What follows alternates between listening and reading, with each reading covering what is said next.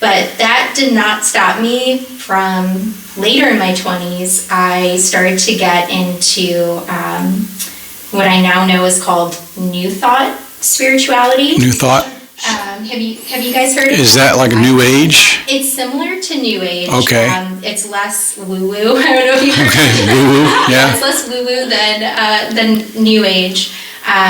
But it's essentially, they take like different bits of ancient wisdom from different cultures, bits from different religions, even like science, quantum physics, psychology, and they just kind of like mash it all together into one thing. Yeah, so the outcome is kind of in a nutshell, like God created everything, but he is in everything, and that we're actually like co-creators with God. And with my limited background in Christianity, it was pretty easy for me to take the bits that I knew, and it almost made me feel like I was learning more about God and about the universe through these things, because I could take, for instance, that we're made in his image. And when I hear in New Thought that we're co-creators with God, well, God is a creator, and we're made in his image, so we must be creators too. So for me, like, it really clicked. I really thought this was the truth, and it helped me for a while.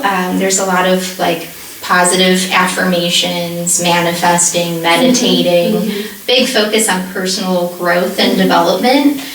So there were a lot of things that it helped me with, and just meditating helps with anxiety. But what I ultimately ended up being my experience with it is a few years into this, it just seemed like an endless cycle. How do you mean? Just like, it kind of reminds me of how we talk about in Christianity, like it's not a works-based faith, you know? Yes. And I think in that space, to be on an upswing, like you're meditating, it's up to you to stay in a good place, in a receptive place, so that you're able to manifest the things that you're trying to bring to fruition. So a lot of it is on you, and again, sometimes that brings good things and less anxiety, or it helped me to be less self-conscious about myself, I would say.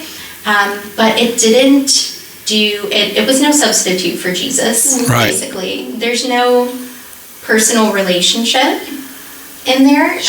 God is more of like a force of nature. And I think that was more comfortable, honestly, for me at the time. To think of God as more distant and more of a force of nature than something personal.